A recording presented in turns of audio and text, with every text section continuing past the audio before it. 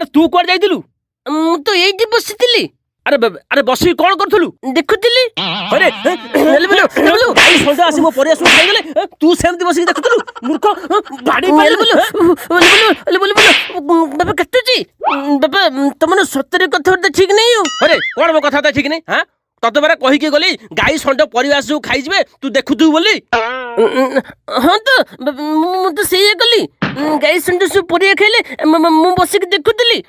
ତମେ ତ ଦେଖିବାକୁ କହିଥିଲ, ମୁଁ ତ ଦେଖୁଥିଲି। ଆଉ ବାଡୁଛ କାହିଁକି? ହେ ଭଗବାନ, ଆରେ ଦେଖୁଥିବୁ ମାନେ ଜଗିବାକୁ କହିଥିଲି। ହଁ, ତା ମାନେ ନୁହଁ ଯେ ଷଣ୍ଢ ସବୁ ଆସିକି ଖାଇବେ, ତୁ ବସିକି ଦେଖିବୁ ସେମିତି। ତାକୁ ବାଡେଇଲୁନି? ମତେ ସେଇଆ କହିଲନି। ହାୟ ରେ ମୋ ଫଟା କପାଳ, ମୋର ସବୁ ପରିବା ତୋର ଯୋଗୁ ନଷ୍ଟ ହେଲା। ତୁ ସେମିତି ଏଇଠି ବସିଥା, ମୁଁ ଯାଉଛି ଏକା।